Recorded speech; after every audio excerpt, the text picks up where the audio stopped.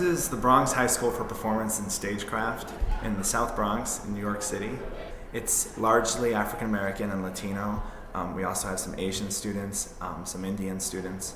It's a tough neighborhood. We're located in a really tough area of the Bronx, and most of the kids face challenges at home, challenges in their living environment.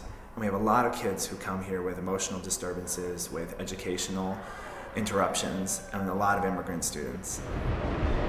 I have fought since the beginning of my teaching here 3 years ago to take on the issue of race. The first time I heard an African American student talking intelligently about a text, a bunch of kids yelled, "Oh, why are you talking white? Why do you sound white?"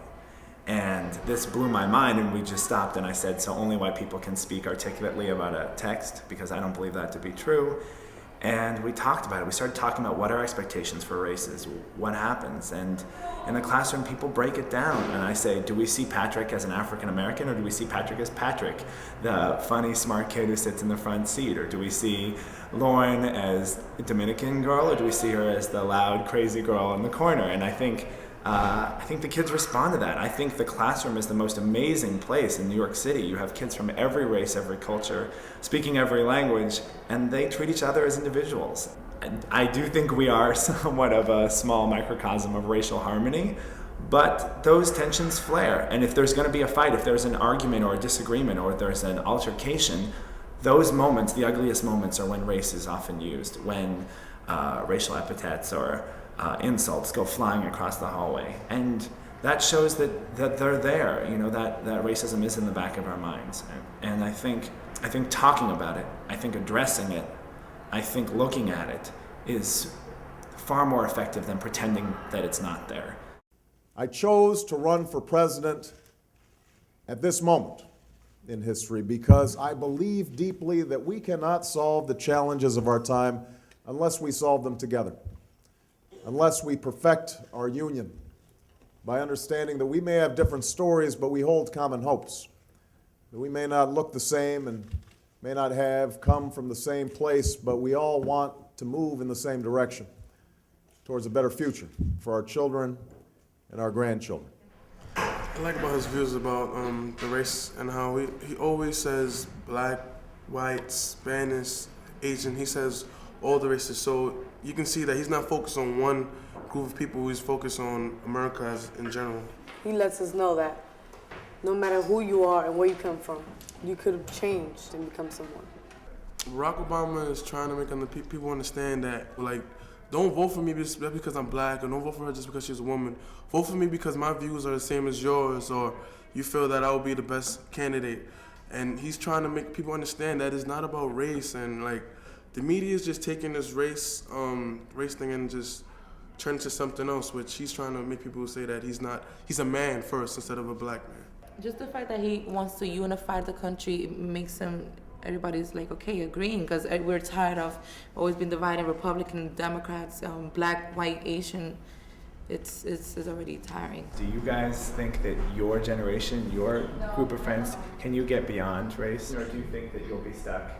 Stuck at where how it is right now, because people, their mothers are racist, so they're gonna learn from them as time goes on. So I think racism is still gonna be there regardless of how old we are. I have to disagree with what you said, because I have since I've been in Mr. Schaefer's class, because he's a wonderful teacher, and we've talked about the color line, and we've talked about group-oriented thinking, and I've called some of my friends, and we'll just talk casually, and somebody will use the N-word, and I'll flip out, and I'm constantly beating them in the head with the fact that, it's not about race anymore, and we have to step out of that. And I have to say that a lot of my friends, now that they talk to me, and they'll say the N-word, and they'll be like, oh, no, dude, I meant dude, and they do it all the time, and I really see that, especially when Barack Obama becomes president, he'll really bring about a change. I remember asking a lot of you guys a couple months ago who the Vice President of the United States was, and many people were unsure about the answer. Yeah. And recently, I've had a lot of you in here at 7:30, 7:45 in the morning asking about the elections. What have you guys learned about the United States election process and how we nominate someone, and what's sort of happening now? What is this whole thing with delegates and superdelegates? This year is the first time I actually understand the whole process of delegates and all that. Like, to tell you the truth, I can state how many delegates Barack has, superdelegates. He has 1,411 delegates, and that's pledged delegates, and he has 207 superdelegates. So in total, that's 1,618 delegates. So, So this year, like I started, like I would come in the morning, and the first person I want to see, like after a primary or caucus, would be Mr. Schaefer, because me and him will talk about, oh, did you see him win? Did you see him lose? Did you see, like, what's the next state that he's gonna be in and all that? So like it was something that I look forward to coming to school. I never knew where all the states were. Now I know wherever the states are on the map. So it has really helped me. I never watched CNN. I never knew what channel CNN was on. But now I know all the channels, and actually one of them. I messed up if you want, or like if I don't watch, I'll be like, oh man, and I go on YouTube. I find like try to go anywhere, any website. Okay, if I don't watch on TV, I go to YouTube, Yahoo, and I'll be crazy looking for it. Like before, I used to not have that ambition before at all. I used to not even know some of my presidents. I'm like, it's because him, like yeah, he's likable. He's everybody else that speaks, I don't feel like they're really speaking to me. Like when he speaks, I really feel like he's speaking to me personally, like me by myself in a room, me and him talking. You know what I'm saying? Like he makes me care, and he makes me want to believe, and he makes me want to get up and go and do something with my life and go out there and make a difference. Okay, just I can like inspire me a lot because I don't know like too much English, but when I heard just I can, that 3 words inspire me that I can learn English. I can learn how to write. I can learn how to talk. And now I'm here, so.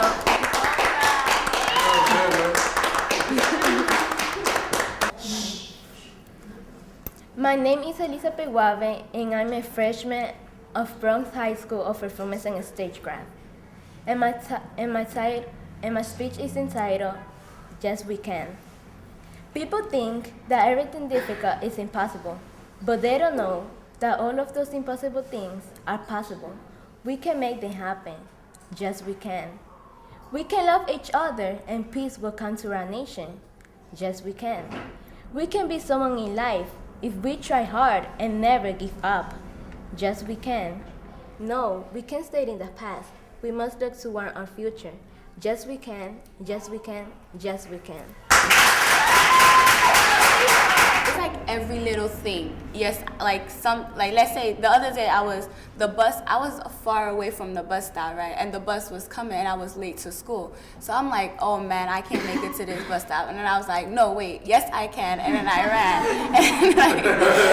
Hi, my name is Anna Boise and I'm a freshman at Bronx High School for Performance and Stagecraft. And my speech is entitled, Yes We Can. People say that South Bronx kids may never amount to anything, but I say, yes, we can. People think that those in our community can't live without their abusive boyfriends or husband. Yes, we can.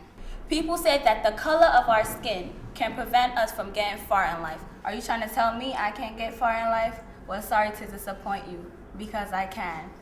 Teens think that they have gone so deep in a gang that they can't get out. But we need to help them say, yes, we can. Yes, we can change our community. Yes, we can improve our society. Yes, we can.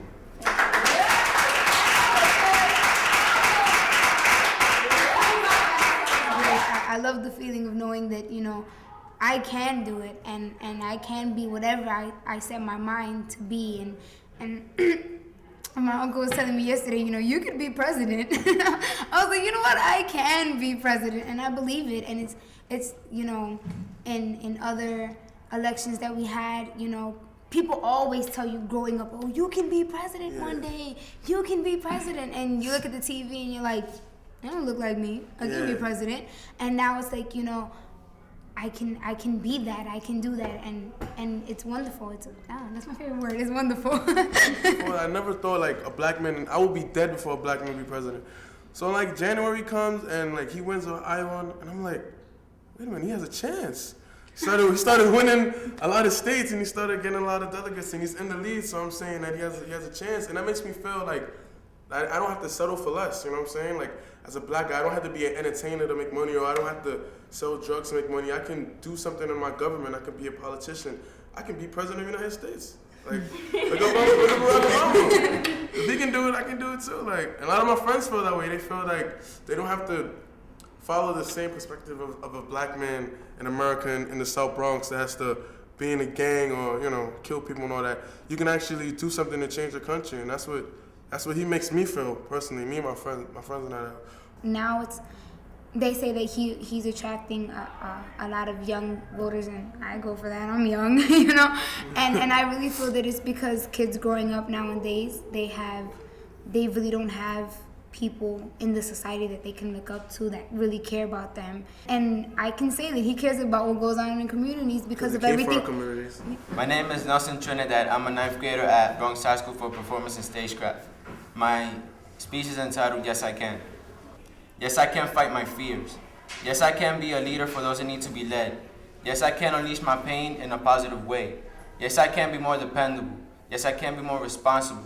Yes, I can make all this happen. Even though I have this all on my shoulders, I can move forward in this world no matter what happens. Yes, I can. Did you really watch the news? The news didn't have anything good on. Yes, like, 24 hours, the news is on. 23 hours about somebody getting killed or shot. Maybe if he becomes president, we turn on the news and we'll be like, oh, like something good happened, you know. They're not just gonna be talking about violence and rape and like all of that. They'll be talking about like, wow, somebody actually did something for America. Like if he becomes president, I just feel like I'm gonna feel safe, like, you know, like, you're gonna be like, okay, oh my God, Iraq, I think I'm gonna be more safe, and I'm gonna be like sure that something's gonna happen, something good is gonna come, something that is gonna be good for everybody. Like, that's how I feel. I think his good spirit is already happening. Like, he has been able to make young people more interested in what's going on in the world. And like, people will have a different perspective of America. They're gonna see that that is something different, that they actually don't really care about the person's race or how they look.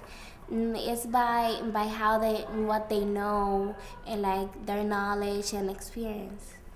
Do you think that you will want to get more interested in politics, that you'll maybe be inspired more to do things outside of just yourself, outside of just your own life? Watching Obama and everything that he's gone through and everything that he's doing and everything that he's accomplishing, like, I really feel like I can go and I could spread what he's spreading to us.